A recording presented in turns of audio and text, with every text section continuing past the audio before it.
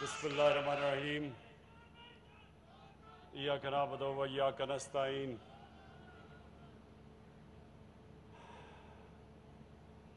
جناب وزیر اعلیٰ پنجاب عثمان بزدار،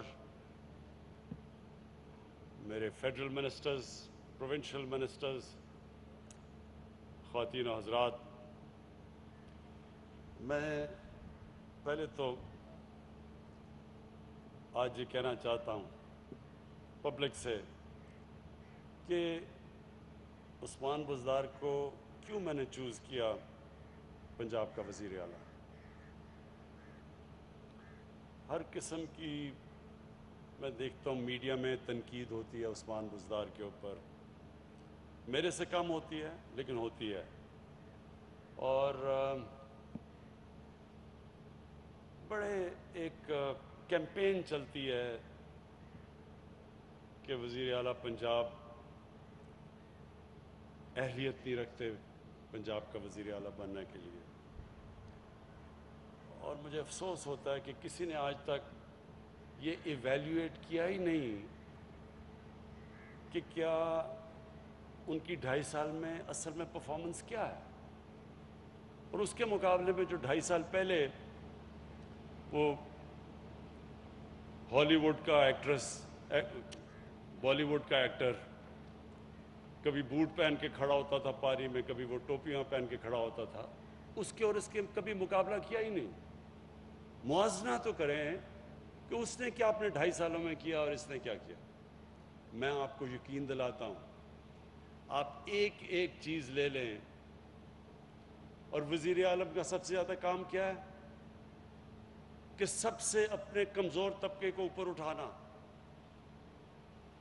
جب ایویلیویشن ہوتی ہے تو یہ دیکھا جاتا ہے کہ کس نے اپنے کمزور اور غریب طبقے کو مدد کی، یہ ہے ایویلیویشن۔ یہ نہیں ہے کہ وہ اربوں اربوں روپیہ اپنی سیلف پبلسٹی میں، تصویروں میں، ہر روز اشتہاروں میں خرچ کر دے، میڈیا کو رشوت دے اور اپنی پبلسٹی کروا لے۔ اصل میں ایویلیویشن ہونی چاہیے کہ کس نے اپنے کمزور طبقے کی مدد کی۔ دیکھیں، کیونکہ میں ابھی آتا ہوں، اصل تو آج ہمارا ایک بڑا ہسٹوریکل آج ایونٹ ہے ساؤتھ پنجاب کے سیکریٹریٹ کا۔ اس پہ آنے سے پہلے میں یہ کہنا چاہتا ہوں کہ میں پاکستان کی پولیٹکس میں کیوں آیا۔ ایک آدمی جس کو اللہ سب کچھ دے چکا تھا، زیادہ تر پاکستان کے پولیٹیشنز کو کوئی جانتا ہی نہیں تھا پولیٹکس سے پہلے۔ میں تو وہ تھا جس کو سب جانتے تھے اور اچیو کر چکا تھا، بڑا نام تھا، اللہ نے سب کچھ دیا تھا، کوئی ضرورت نہیں تھی کسی کام کرنے کی، نہ بھی کوئی کام کرتا تو آرام کی زندگی گزار سکتا تھا۔ میں صرف اس لیے آیا کہ میں نے دیکھا کہ پاکستان میں ایک چھوٹا سا طبقہ ملک کا خون چوس رہا ہے، اس کو ایلیٹ کیپچر کہتے ہیں۔ ایک چھوٹی سی رولنگ ایلیٹ پاکستان کے سارے وسائل کے اوپر بھی قبضہ کر کے بیٹھی ہوئی ہے۔ ان کے لیے ایک پاکستان، عوام کے لیے دوسرا پاکستان، قانون ان کے لیے اور پاکستانیوں کے لیے اور قانون۔ وہ چوری کریں، کرپشن کریں، ان کی ڈیلز ہوتی تھیں، این آر اوز ہوتے تھے، ان کو پاکستان کا انصاف کا نظام کچھ نہیں کہتا تھا۔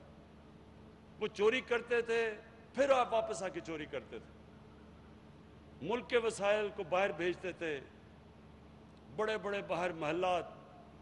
کیونکہ میں لندن کو جانتا ہوں بڑی اچھی طرح، کتنے سال میں نے وہاں کرکٹ کھیلی، تو مجھے تو پتہ ہے کہ انہوں نے کس لندن کے مہنگے ترین علاقوں میں انہوں نے محلات لیے ہوئے ہیں۔ وہ کتنے مہنگے ہیں، وہاں کے ادھر کے بھی وزیر ان علاقوں میں نہیں اس طرح کے محل لے سکتے، ان کا وزیر اعظم کے پاس اتنا پیسہ نہیں ان علاقوں میں رہنے کا جدھر ہمارے یہاں وزراء اور ہمارے حکمران یہاں سے پیسہ چوری کر کے باہر لے کے گئے، لیکن قانون نہیں پکڑتا ان کو۔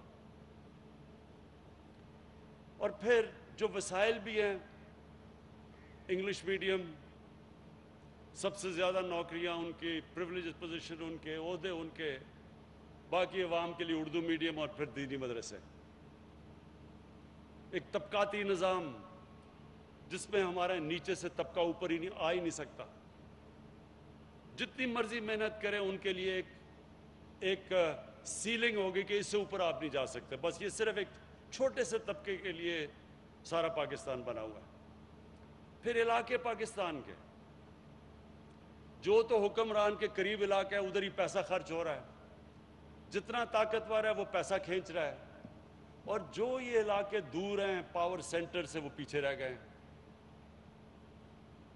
تو عثمان بزدار کو جب میں ہماری 2018 میں الیکشن جیتے تو میں نے اپنے آپ سے پوچھا کہ میں کس طرح کا پنجاب چاہتا ہوں, اسی طرح کا میں وزیر اعلیٰ چاہتا ہوں. میں وہ پنجاب چاہتا ہوں جدھر سب سے پہلے پنجاب کے وہ علاقے جو پیچھے رہ گئے ہیں, کس کو تکلیف ہوگی, سمجھ ہوگی کہ یہ ان علاقوں کے اندر کتنے برے حالات ہیں, اور پھر کس میں درد ہوگی اپنے غریبوں کے لیے, کس میں یہ تکلیف ہوگی ان کی, کون ایمپتھی ہوگی, کون ان کے لیے سوچے گا. حالانکہ عثمان بزدار ہماری پارٹی میں بھی نہیں تھے, بعد میں آئے تھے, لیکن میں نے جب دیکھا تو میں نے سوچا کہ میں ایک اس آدمی کو لانا چاہتا ہوں جو میری سوچ جو ہے پنجاب کے اوپر اس کے اوپر پوری طرح عمل کرے. یہ نہ ہو کہ وہ بھی یہاں سے پیسے چوری کر کر کے وہاں بڑے بڑے لنڈن کے فلیٹ لے اور یہاں سے منی لانڈرنگ کر کے اور ٹی ٹیز لگوائے یہاں. وہ آدمی مجھے چاہیے تھا جو پاکستان میں جس کا جینا مرنا ہو, جس کو کوئی چھٹیوں کے لیے لنڈن نہ جانا پڑے, جن کی چھٹیاں بھی باہر, عید بھی باہر, بچے بھی باہر رہ رہے ہیں, اور بڑے بڑے بزنسز ہیں باہر. پالیٹکس پاکستان میں کر رہے ہیں, سرمایہ کاری باہر کر رہے ہیں ملک سے, لوگوں کو کہہ رہے ہیں پاکستان میں پیسہ لے کے آؤ, اپنا پیسہ باہر بھیج رہے ہیں. میں چاہتا تھا وہ آدمی جو ہماری لوگوں کی دکھ اور درد میں شامل ہو, ان کو سمجھے, اور جس کا جینا مرنا پاکستان میں ہو. اور مجھے کبھی اس چیز میں شک نہیں ہے کہ انشاءاللہ 5 سال کے بعد جو ہمیں مینڈیٹ ملا ہے, اس کے بعد جب پنجاب کا ایویلیویشن ہوگی تو میں آپ کو یقین ابھی دلاتا ہوں کہ جو پنجاب میں نچلے لوگوں کو اوپر جس طرح لایا جائے گا, جو لایا جا رہا ہے, جو سٹیپس لیے جا رہے ہیں, پنجاب کی تاریخ میں کبھی ایسا نہیں ہوا ہوگا. میں نے جب عثمان بزدار کو وزیر اعلیٰ بنایا تو میں نے ان کو ٹیسٹ کیا. مجھے جب آتا تھا وہاں سے پرانا, جب سے مجھے یاد ہے, جی ٹی روڈ سے جب اوپر آ رہے ہوتے تھے, وہ راوی کا پل کراس کرتے تھے, تو جب داتا صاحب کے سامنے گزرتے تھے وہاں فٹ پاتھ کے اوپر رات کو لوگ لائنوں میں سوئے ہوئے ہوتے تھے, ان کے اوپر ڈیزل, وہ بڑی بڑی ٹرک رات کو آتے تھے, ان کی سارا دھواں آ رہا ہے ان کے اوپر, گندگی ہے ساری اوپر. کبھی کسی نے نہیں سوچا ان کا کہ یہ بیچارے یہ بھی ہمارے پاکستانی ہیں. تو میں نے عثمان بزدار کو کہا, میں نے کہا وہ جو لوگ آپ نے دیکھے ہیں ان کے لیے میں چاہتا ہوں کہ آپ ایک پناہ گاہ بنائیں, اور آپ یقین کریں کہ دنوں کے اندر اس نے پناہ گاہ بنائی, کیونکہ اس کے اندر درد تھی. اور پھر جو باقی کام ہو رہے ہیں پنجاب میں, یہ ہیلتھ کارڈ ہے, سب ڈرتے ہیں جی وہ ہیلتھ کارڈ میں اتنا پیسہ خرچ ہوگا. آپ یہ چیزیں جانتے ہیں کیونکہ میرا 15-20 سال مغرب میں گزرے ہیں. امیر ترین ملکوں میں ہیلتھ انشورنس نہیں دی جاتی مفت. امیر ترین ملکوں کی میں بات کر رہا ہوں, یونیورسل ہیلتھ انشورنس. ان کے اندر تھوڑے لوگوں کی مخالفت بھی تھی, وہ ڈرے ہوئے تھے کہ نہیں جی ہم سارے پنجاب کو ہیلتھ کارڈ کیسے دیں گے, کدھر سے پیسہ آئے گا. یہ میرا ایمان ہے, جب آپ اللہ کا کام کرتے ہیں پیسہ خود ہی آ جاتا ہے. آج عثمان بزدار 60% ہے پنجاب پاکستان کا. یہ انہوں نے پورا زور لگا رہے ہیں کہ سارے دسمبر تک ہر پنجاب کے شہری, ہر خاندان کے پاس ہیلتھ کارڈ ہو, ہیلتھ انشورنس ہو. کہ جب بھی کوئی خاندان میں بیمار ہوتا ہے تو کسی بھی گورنمنٹ ہسپتال میں جا کے اپنا علاج کروا سکے. دیکھیں آپ کے گھروں میں اگر بیماری کبھی خدا نخواستہ آئی ہو تو سب کو پتہ ہوتا ہے کہ جب گھر میں بیماری ہوتی ہے کس طرح کی بے بسی گھر میں ہوتی ہے. اب وہ سوچیں کہ جو غریب گھر میں جب بیماری ہوتی ہے، ایک بیماری کی بے بسی ہے، ایک پھر ان کے پاس پیسہ نہیں ہے علاج کروانے کے لیے. یہ سوچ کے، یہ دیکھ کے شوکت خانم کینسر ہاسپٹل میں نے بنایا تھا کہ ہمارے جیسے میرے گھر میں اتنی تکلیف تھی کینسر کی، جب والدہ کو کینسر ہوئی تو تب میں نے سوچا غریب گھروں میں کیا ہو رہا ہے، کیونکہ کینسر کا علاج سب سے مہنگا علاج ہوتا ہے، تو غریب تو یا تو افورڈ ہی نہیں کر سکتا کینسر کا علاج. یہ تھی سوچ کینسر ہاسپٹل کے پیچھے، اور ہیلتھ کارڈ کے پیچھے بھی یہی سوچ ہے. پختونخوا نے کیا. اب یہ پنجاب دوسرا صوبہ ہوگا کہ سال کے آخر تک سارے پنجاب میں ہیلتھ کارڈ جائے گا. ہر گھر میں، غریب گھر میں ان کو یہ اعتماد ہوگا کہ اگر کوئی بیماری ہوگی تو ہمارے پاس ایک کارڈ ہے، ہم جا کے علاج کروا سکیں. اور دوسرا، آج مجھے یہ خوشی ہوئی کہ کسان کارڈ، یہ آج ہم نے لانچ کیا. کسان کارڈ یہ بھی پنجاب نے پہل کی ہے، ابھی کہیں کسی صوبے میں نہیں آیا. ہیلتھ کارڈ تو آ گیا پختونخوا میں، کسان کارڈ آج پنجاب نے پہل کی ہے کہ یہ اب جا کے کسانوں کی جو اب مدد ہوگی، ڈائریکٹ ان کو سبسڈی دی جائے گی. چھوٹے 97% پاکستان کا کسان چھوٹا کسان ہے. جب اس کی آپ مدد کریں گے تو ملک میں پیداوار بڑھے گی، ملک میں خوشحالی آئے گی. یہ پہلی دفعہ کسی نے پاکستان کے اندر اس چیز کا سوچا ہے. میں مبارک دیتا ہوں پھر آپ کو عثمان بزدار کہ آپ کی گورنمنٹ نے یہ چیز سوچی ہے. جب ہم پختونخوا میں آئے تو میں یہی مخالفین جو آج کہہ رہے ہیں کہ جی کدھر ہے ریاست مدینہ، یہی مجھے کہتے رہے 5 سال بلکہ 4 سال کہ جی کدھر ہے نیا پختونخوا. اور سب نے مجھے کہا کہ جی اب آپ بھول جائیں، پختونخوا کے لوگ صرف ایک دفعہ آپ کو موقع دیتے ہیں، دوسرا موقع نہیں دیتے. ساری جماعتوں کو ایک دفعہ کے بعد فارغ کر دیتے ہیں وہ. تو میں نے یہ 4 سال لوگوں سے یہ سنا، اور جب الیکشن کا رزلٹ آیا 2/3 اکثریت ملی پختونخوا میں.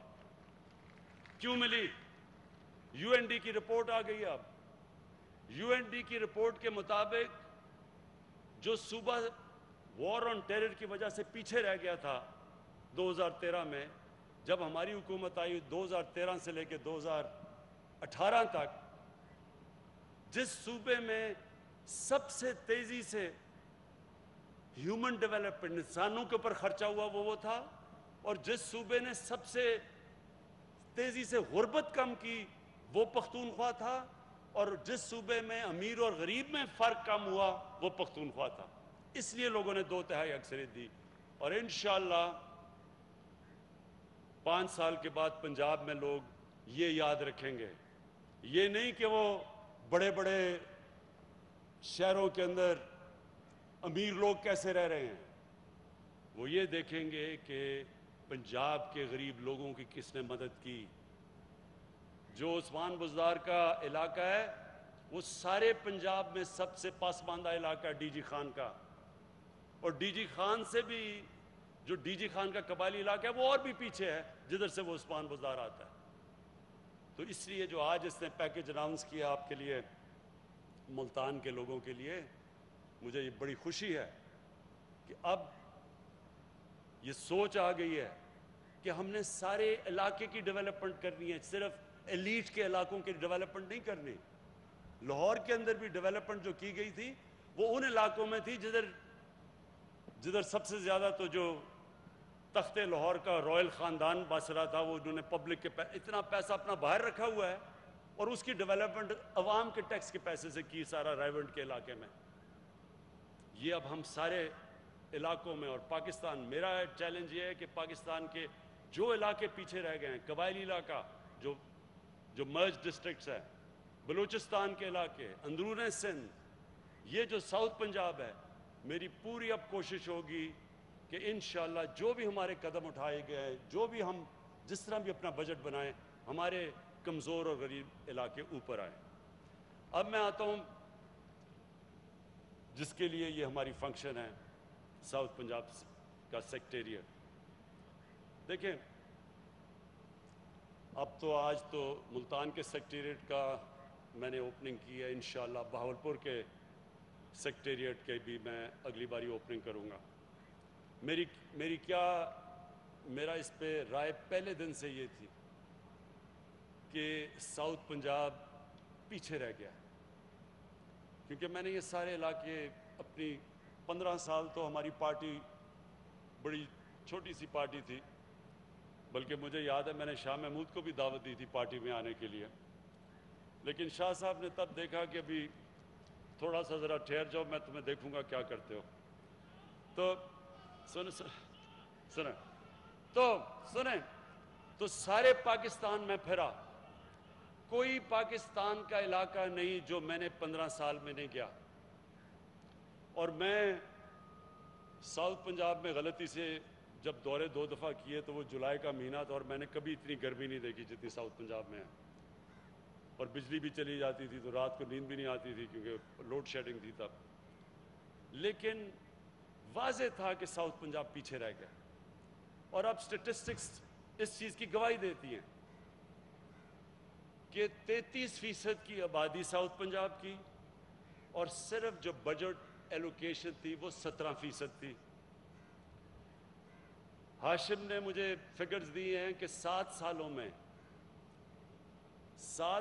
میں جو ساؤتھ پنجاب کا جو بجٹ تھا جو ہونا چاہیے تھا اس کی ری ایلوکیشن ہو گئی واپس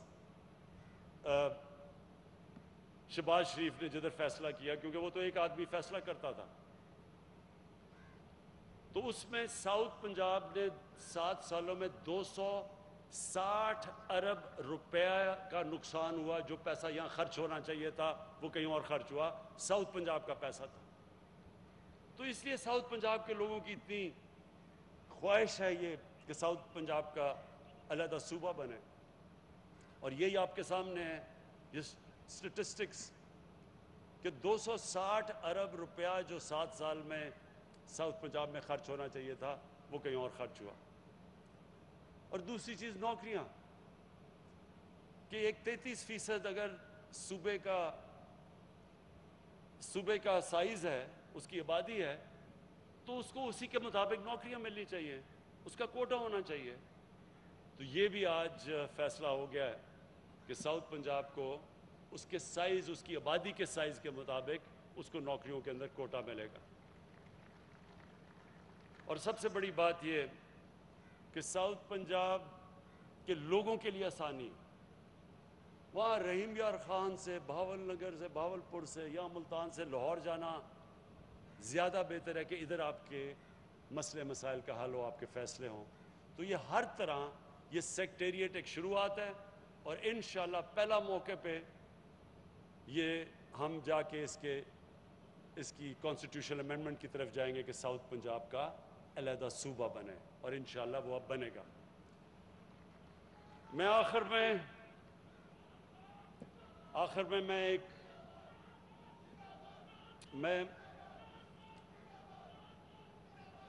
ایک بات کرنا چاہتا ہوں جو ابھی حال ہی میں بڑے افسوسناک واقع ہوئے کہ فرانس کے اندر ہمارے حضور کی شان میں گستاخی کی گئی اور کوئی خاکے چھپے، تو اس کے اوپر ایک جماعت نے آ کے حکومت کی کن پٹی پر بندوق رکھ کے اور کہا کہ جی فرانس کے ایمبیسڈر کو واپس بھیجو. اب میں سارے اپنے قوم کو کہنا چاہتا ہوں کہ ہم سب، میں تو کسی کو نہیں جانتا جو ہمارے نبی صلی اللہ علیہ وآلہ وسلم سے عشق نہیں کرتا. اگر کوئی نہیں، مجھے تو نہیں پتا، کیونکہ آپ صحیح معنی میں آپ کے دل میں ایمان آ سکتا ہی نہیں جب تک آپ نبی صلی اللہ علیہ وسلم آپ کے دل میں نہیں بستے، آپ ان سے پیار نہیں کرتے. کون زیادہ کرتا ہے کون کم کرتا ہے یہ تو اللہ ہی جانتا ہے، نیتوں کے راز تو اللہ کے پاس ہے صرف۔